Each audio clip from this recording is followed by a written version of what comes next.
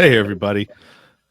Welcome back to the Nowhere to Go But Up podcast. I'm your host, Sean Dustin. Today we are talking with Robb Kelly, who is a PhD out of the UK, specializing in addiction, trauma, and other forms of and other. You have a PhD in something else, but I'm going to let you go ahead and tell everybody about that. How you doing, Robb? Doing good, man. Thanks, Sean, for having me on. Yeah, Dr. Robb Kelly, they call me the addiction doctor. I work with alcoholics and drug addicts and patients with trauma. I'm going to start off right now by blowing everyone's mind. Alcohol has 1% to do with alcoholism and the same with drugs. So it's mostly trauma.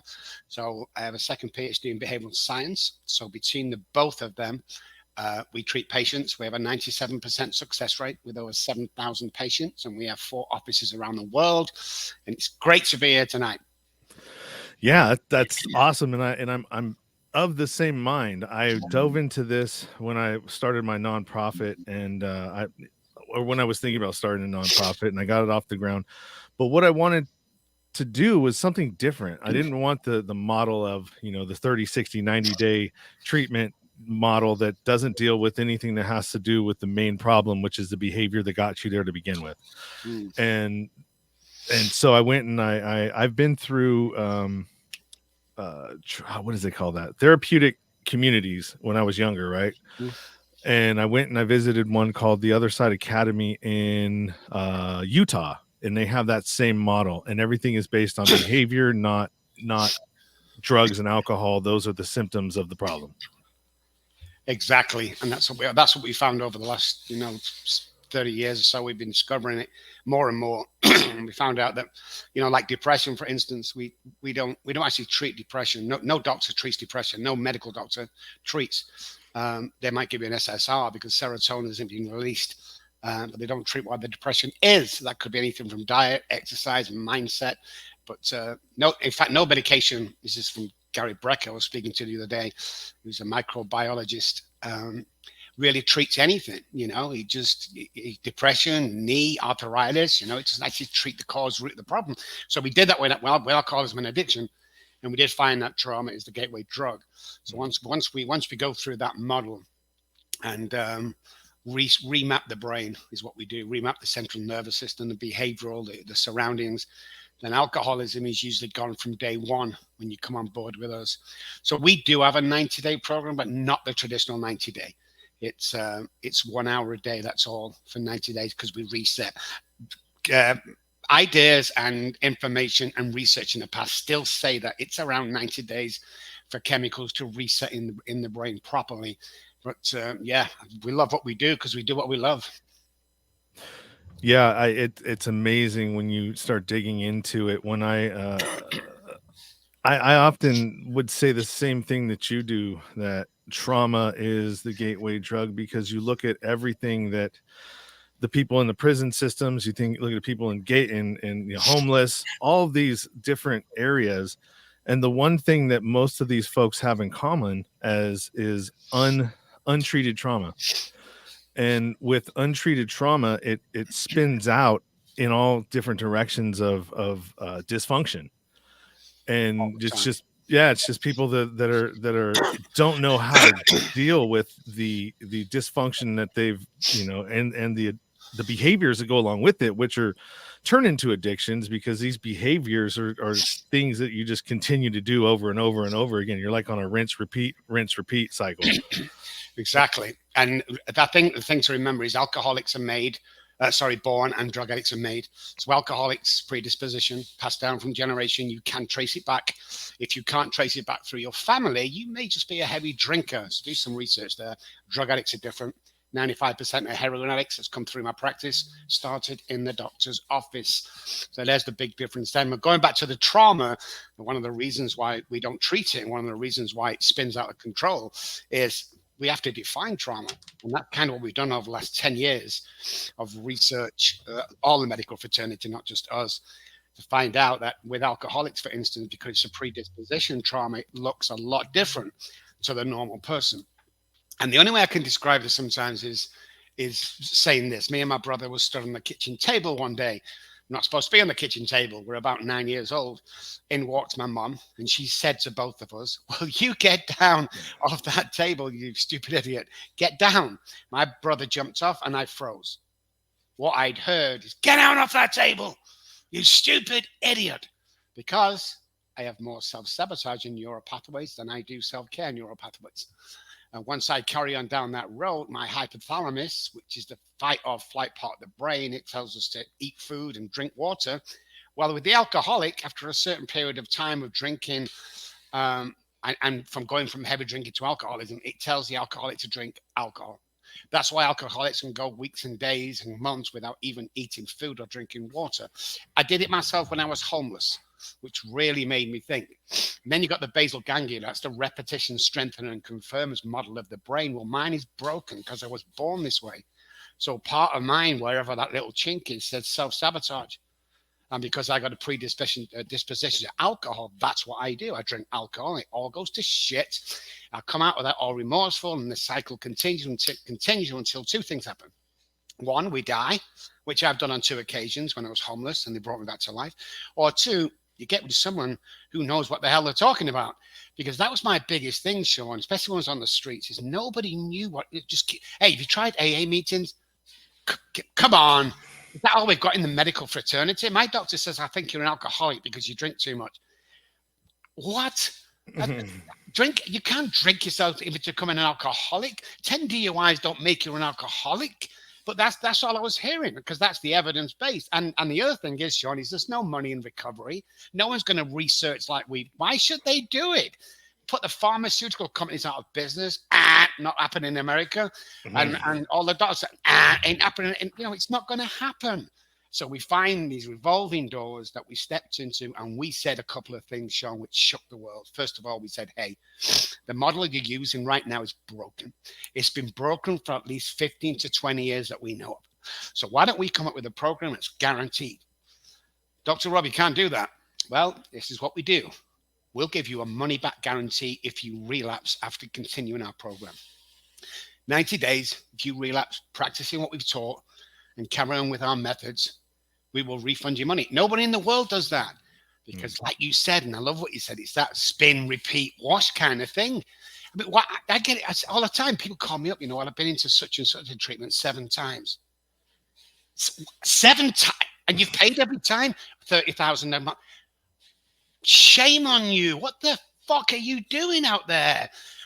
Just when you put a big sign in the front saying, we'll take all the insurance we can get, and then we'll take all your cash we can get, then you go out and drink and use, because there's really nothing we can do here. Okay, I'm stepping off my soapbox now. No, you're absolutely right. And I went to a couple of those, and it started out as 6 months and turned into 18 months. Because unfortunately it wasn't about time, it was about progress, and I wasn't making any progress. So they kept me there until I figured out how to surrender to win. Which that's another foreign concept that people don't understand is, you have to surrender everything that you believe and everything that you think and buy into this, to the fact that you can change and that you are, worth changing. You know what I mean? You got to change those narratives in your head. And that's the most important thing. And then, AA, they do have their place, the 12-step I'm an AA guy. I've got to tell you now, but I'm not an AA guy that you see normally. If you go to Alcoholics Anonymous, you find yourself a group that's big book based, going back to the early days when there's a 100% success rate. I go in meetings now, I'm embarrassed to be there. Some of the shit that I hear in them, it's like, what does that book say we all read? Because I spent 25 years in schools and colleges, universities to get the education that I needed to do what I do today. And I've got to tell you, Sean, the best piece of literature I've personally ever read pertaining to the alcoholic and the recovery of is the first 1/6 of that book. It's absolutely, talk about a neural pathway changing back in 1938. What the hell's that about? How did they know? The medical fraternity only 10 years ago said, hey, neuroplasticity, we can change the way people think and we can remold the brain. These guys had this back in 1938, so they were onto something, and the readings are phenomenal. But nobody can get me well unless I want to get me well. Yeah, and that's where we draw a line as well, Sean. we see people going to treatment centers all the time, and there's some brilliant treatment centers out there, guys. Don't get me wrong, but you have to pass an assessment here. You can't pay for our services. I'm the guy that turned Britney Spears down for $1 million in Dallas. It's like she wasn't ready. 2 days later, she's shaving her hair off. We don't do this for the money, but I truly believe if you do the right thing at the right time, then we don't have to worry about money. You have to be in this for the right reason. And nothing more disgusts me for those people who are not. And again, that's your business. If there is a hell or heaven, I'm just saying. Yeah. Well, there's been charlatans from day one. There's always somebody trying to remove you from remove you from your money. If you're gullible enough to fall for it. AA got me sober, gave me time and distance from the substance, which mine was methamphetamine, yours is alcohol. It wasn't NA, but it did what it needed to do, and then I had to break away from it because I just didn't like the clickiness, and it just reminded me of high school, and whoever can speak the most eloquently, and it's always the same people talking, and it's like you just get tired of hearing it. And so I had to exit that, but I found other things to help me build those different neuro pathways and change the behavior by hanging around with a different set of people, and creating new things and new reward centers in my brain for different for more healthy activities.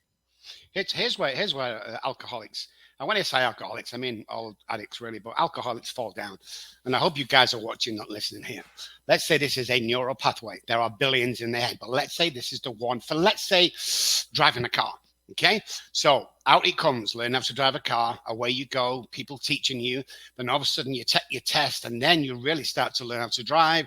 Now you can back out the driveway, talking to your mom, waving to the wife, speaking to the girlfriend at the same time, because the neural pathway has been solidified, and it's great.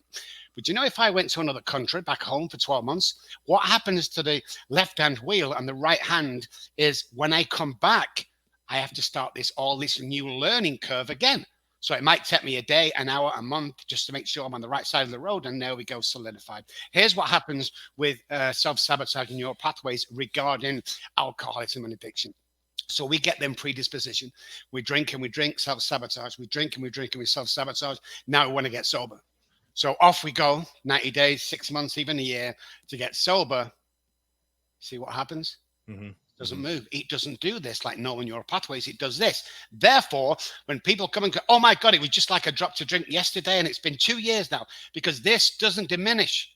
Self-sabotaging your pathways around alcohol will stay there. And you could have 5 years off, but sooner or later, if you don't do anything about the whole spiritual thing and the moving forward and a program that looks pretty good to you, then you're going to relapse if you're the real deal. And when you relapse, this neural pathway is strong waiting for you guys. You don't get a week or a month to learn how to drink again. You go bang there from day one, and you'll be done within a couple of hours, a couple of days. Yeah, that's why heroin addicts have such a high death rate when they relapse, because they go back immediately to using the amount that they last left off with, and a lot of times their body hasn't had a chance to reacclimate and build up that tolerance, and then just bam, that's it, it's done. Yeah. So I have a question for you about your story. What was the that bottom? Every addict always gets this question. What was that turning point? Where was the light? For you then, and at your deepest, most darkest point, and what was your point of nowhere to go but up? I'd lost my children. I stabbed my wife 3 times one night in the house because she wouldn't let me finish drinking. I came home from Spain after the murder charge was dropped. She'd left with the children. I got my children back real quick the next day with my great attorney. Unfortunately, though, I thought I could drink as well as looking after them. So 3 days later, when the police kicked the door down and the kids hadn't been fed for 2 days or changed diapers for 2 days, aged 1 and 3, the wife left.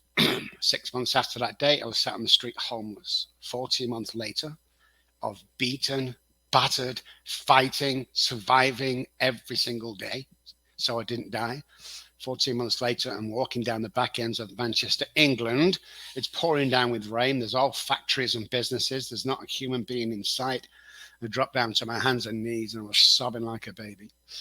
I remember looking up to the sky and he's all I said, if there's a God up there, I can't do this on my own anymore. 30 seconds later, a guy walked around the corner. He had a little Bible in his hand. I'd been molested by my priest, so I wasn't going there, but he had a Bible in his hand. He said, "Do you want help?" And I said, "Yes." And there started my journey to where I am today. And how many years ago was that? It was a long time ago. I'm really big on sobriety dates because they don't mean anything to me. If you want to celebrate, great, 1, 2, 3 years. But when I first got into 12-step work with a sponsor that had 29 years, he put sleeping tablets in my coffee and raped me. So not big on the years. Look at me, I've got this. You should tell when I walk in the room that I've got that shit going on. I've had the spiritual awakening, psychic change. Therefore, my DNA has changed. Why is that important? Say, man, I'll drink again. And let's go back to that book real quick. Everything has to change. If your DNA doesn't change, you're done for. So I have to be really careful. So I never give my sobriety rate out. There's no point. But it was tens and tens of years ago, Sean. Yeah. Back in the 80s. Well, the saying, if nothing changes, nothing changes. You can't expect something different if you're doing the same thing over and over and over, expecting a different result. What do they call that? Insanity. Yeah. Right? Well, we did a bit of research on that, doing the same things over and expecting a different result. We have a different take on that with our research, which is so true. The definition of insanity is me not being able to see my own truth. Because when I was in that madness, I didn't know I was in that madness. I just thought I was going through some bad luck. I never once thought for a second where's the £1 million gone? Where's the 2 kids gone? Where's my house, my car, my businesses, my holiday home, practice? Where's all that? I never thought that for a second. I just thought I was going through a bad time and everything would be okay. And of course, alcohol, every single minute of the day I was drinking, So yeah, it's complete and utter madness. So when people come up to us today, which is really cool, because I've done a lot in my life and I've been through a lot with alcoholism. I like drugs as well, cocaine and speed. But they all go, well, Dr. Robb, what do you know about homelessness? Look at you. And I say, sit down, let me tell you about my story. Mm-hmm. What do you know about blah, blah, blah, stabbing your wife, beating somebody up out of a nightclub, or they're dying. What do you know about suicide? Well, I died twice from suicide. And they brought me back round on a stinky old rainy road. And it's got all these things that I've gone through to make me the person I am today. It's like, it's crazy how we're brought through this stuff. But again, if you're, here's how the mind works. If you're sat at home now thinking that you're never good enough, you're never going to amount to anything, you're drinking because you're depressed, I want to apologize to you. Somebody's put that there. We are born with $1 million minds. Why are you hanging around 10-cent minds? Our mirroring part of the brain will take you to a different place in your life. But you see, remember when we was kids we used to kick a football around, what do you want to be, Johnny? You want to be an astronaut? What about you, Billy? I want to be an accountant. What happened to them dreams? I'll tell you, your friends and family kicked the crap out of them. That's what they did. And then they decided to reset your life out where you're supposed to get married at 19, have 5 kids, go to the pub every Friday. I didn't want that. So I took the brakes of my imagination. Quantum physics tells us that I can do anything and be anybody that I want as long as I can visualize it there. I can walk over and take that position. And we do a lot of mentoring with CEOs and actors who want to get back into the huge acting names. You want to get back into the game, footballers, musicians, whatever it is. That visualization is that you were there once, so you can visualize this again. And even if you haven't, you can visualize it. The mind is so powerful, it's unreal of what we think and what we think not. And somebody said to me once, if you think you can do it or you don't think you can do it, on 2 occasions, you're right both times. Yeah, that's a good one. And that's why placebo effect is so powerful. Oh, don't you get me started on that, Sean. You know what I mean? I know. It's crazy. There's some things you just can't explain. Are you up for a joke? Let's go. An addiction joke? Let's go. All right. What's the difference between a alcoholic and a meth addict? Don't know. An alcoholic will steal all your shit and take off. A meth addict will steal all your shit and help you try and find it. So true. So true. Scouring the carpets. Right. I've done that myself. Pretty dirty. So I have a question about some of these new treatments that are coming out with psilocybin Mm, and THC. I use that to get off of opiates. I used uh, edibles to help wean the part after that's the most uncomfortable, where you feel sick. Even when you wean yourself down, you still go through a little bit of that, and the edibles really help kind of make the transition off. And that was 7 years after 18 years of meth addiction. mm, And thank the medical system, because they said, well, we know you're an addict, but if you just sign right here mm. and release us of Yeah. of liability of you getting addicted, you can go ahead and take these pills. Yeah, I mean, I love stuff like that for a taper. As long as it's a taper, we're good. But if you go back and do your research, guys, any drug addicts at home now who are clean and sober, and you've tried all the methadone, all that stuff, you do your research on that, and you'll find out it's harder to get off than it is the actual substance. Their brain doesn't know the difference between a street drug and a medical drug. Don't be fooled about that. It doesn't. Just because a doctor puts you on something, says it'll be okay, question that doctor. Question him, because the medical fraternity right now are in big, big trouble over this, writing prescriptions out left, right, and center. But as a taper with a plan and a program, all day long, man, all day long, you know. Yeah, Especially yeah, Suboxone. Yeah, I hate Suboxone, Sean. I hate it with a vengeance. yeah. But if it's a taper to get you through them first couple of days or weeks or even a couple of months, but there's an end result and an end date there, Mhm. bring it on, man. Bring it on all day long. Now, Suboxone's a pharmaceutical. What are your thoughts on THC? The same kind of thing. I mean, we heard about a California sober and all that crap we hear. If you're a born addict, a bred addict who's picked up this bad addiction that can't stop, you have to ask yourself one question: can you treat drug addiction with a drug? Can you treat alcoholism with a beer instead of whiskey? I mean, it's all that kind of stuff. And what you want in life. It's Mhm. very hard to distinguish the real drug addict and the real alcoholic. And this is where we fall down in this country, is we're all quick pointing fingers. Yeah, you're taking that, so you can't be clean.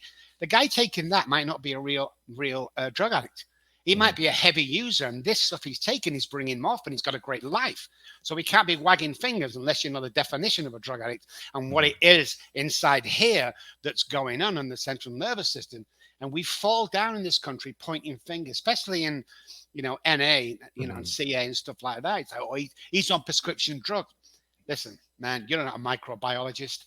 When the fuck did you go to medical school? Don't be starting telling people that. Leave. It's none of your business what they're on. But you find that once we're pointing out, no one's looking at me. I'm the loudest person in the room going, yeah, you shouldn't be doing that. Yeah, you're not really clean. And what am I doing is I'm sneaking beers behind your back and getting drunk every week, but turning up for meetings looking good. It's a bunch of, The old bunch of shit. projection trick Exactly. that most of us narcissists and Oh, yeah. toxic people, that's what we use. It's a defense mechanism, really, Yeah. is what it is. Yeah. It's meant to take the light off of me and throw it right back onto you. And we see this all the time. Are you familiar with Clubhouse? No, Really? no. Oh my God. What do you mean Clubhouse? You mean the app? Yeah, the app Oh, Clubhouse. yes. Sorry. Yes. I The thought I was. audio, yeah. Yeah, I am. Yeah. Yeah. Yeah, that there's a lot of interesting rooms that go on in there. And there's a dark side of Clubhouse, and then there's the good side of Clubhouse. And man, don't get in that dark side, boy. It's a full of dysfunctional behavioral type of Yes. people. Yes. There was one more thing I wanted to ask you before. We're at 23 and we're gonna try to wrap this up at 30. What damn, I forgot. What was it? All right. So what about psilocybin? As they're coming through a lot of different studies now, and they're finding that through the Johns Hopkins Center for Research, that people at the end of life, having end of life issues, that it's really helpful for them to transition and take the fear away. People that are having traumas, they go in, they do their dive, and those neural pathways that you're talking about get changed. Something happens, and they come out a different person. Not always, but in some Mm. cases. I don't know because I've not done enough research on myself, and I know Hopkins. They're amazing. I know they've done their research. I just think longevity is what we need here Mhm. to completely say it's safe. And I always go back to the smoking. It was an amazing fact. It took about 25, 30 years, but we found out what damage that was doing. So is it a quick fix? Is it not? I don't know. But again, going back to, if it's making life easier for somebody and their lowest levels here, and what they're taking right now is taking them up an inch or two, then why not? Why not? Sorry about that. My phone. Yeah, I would agree with that too. I'm a fan of it, but I mean, I've done it myself, but I've never gone and I haven't tried the deep dive yet. I'm afraid of what I'm going to find out. Yeah. You know what I mean? Because Yeah. I don't want to end up, the wrong switch getting flipped and maybe I might not come back the same person. Yes. Yeah, that's what I would be afraid of, to be honest, because I've not got the normal brain. Who knows what happened? You'd probably find me on the dark side of doing all shit, opening another Silk Road or something. I don't know. I'm just saying, my mind is a dangerous place. Don't go there on its own. So you've been on some popular shows, Good Morning Texas, the Ken's 5 Morning News, Eye Opener, the doctor, that's a good one. Yeah, that's a pretty big one. 18 million, I think, viewers normally. So yeah, love all that side. I just, what a platform.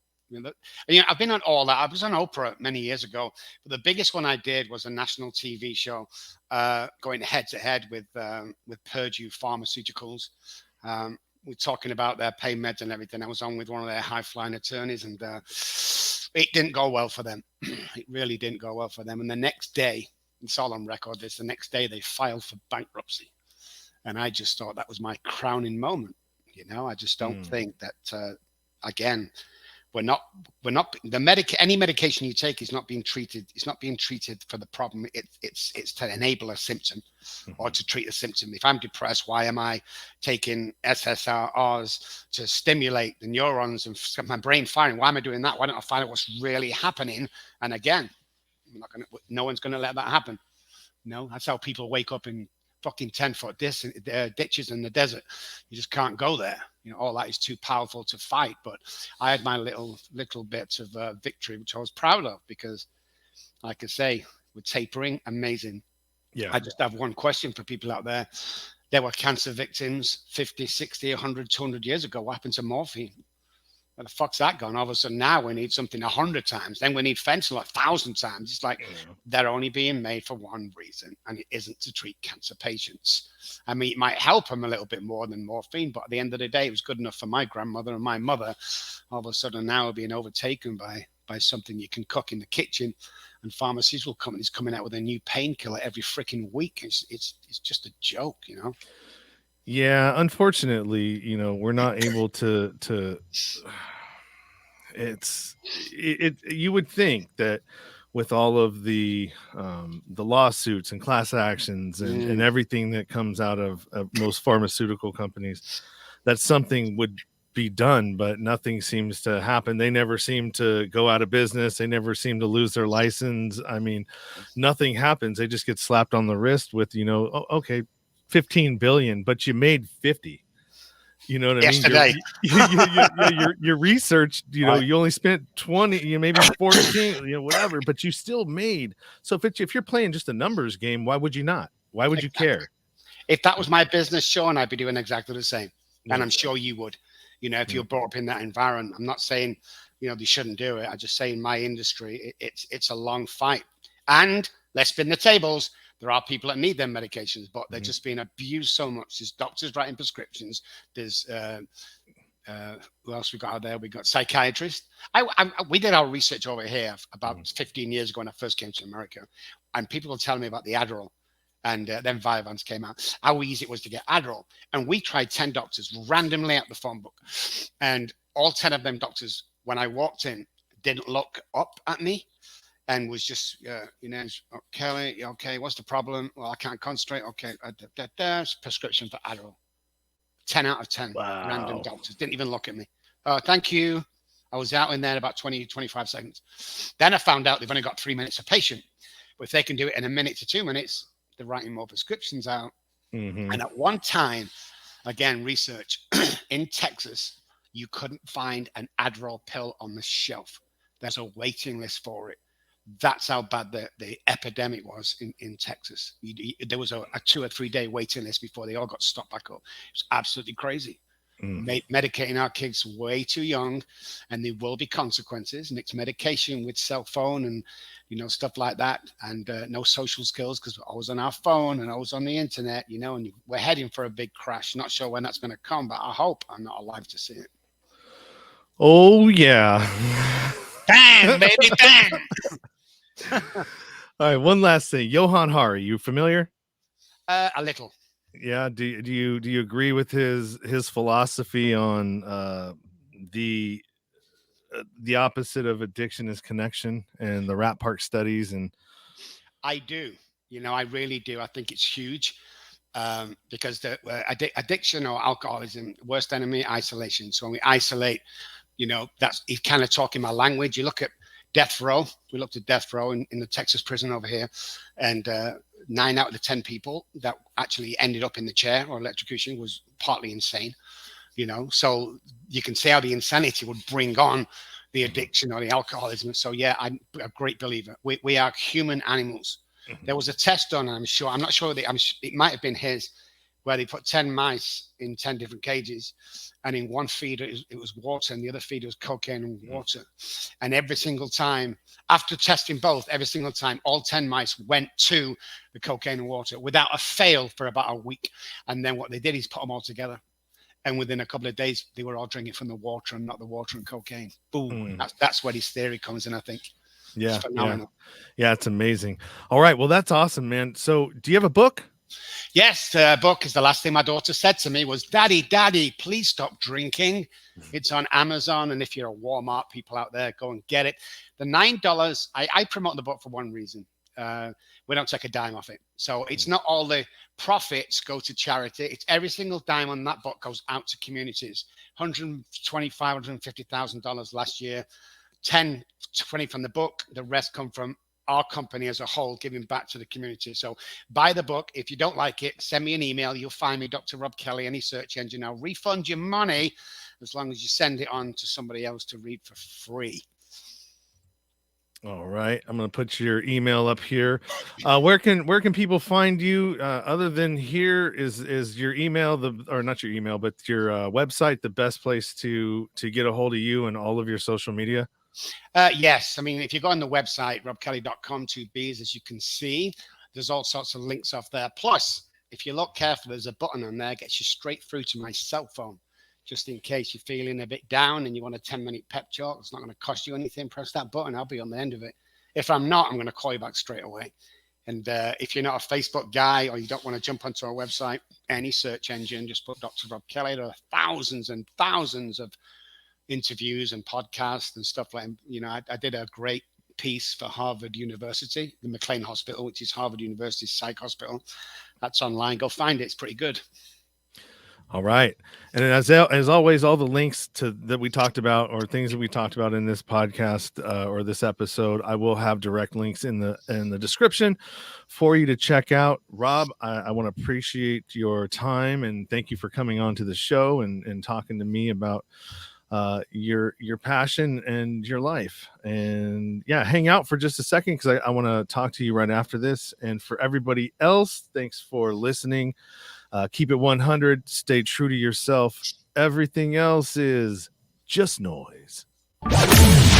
You've been listening to the Nowhere to Go But Up podcast. Sean is a single dad, a union blue-collar guy, and he spent time in federal and state prison for drug trafficking and fraud. When he was released from prison in 2006, all he had was the clothes on his back, a bag of mail, and some paperwork. Since then, he's turned his life around and shares the struggles and successes on this podcast. We hope you enjoyed the show, and we hope you were moved. To connect to the show, book a guest spot. For merch, Patreon, PayPal, and social media links, go to linktr.ee/nowhere to go but up. On Instagram at Nowhere to Go But Up Now. On Twitter at But Up Now. On the YouTube channel at Nowhere to Go But Up Podcast. See you next time.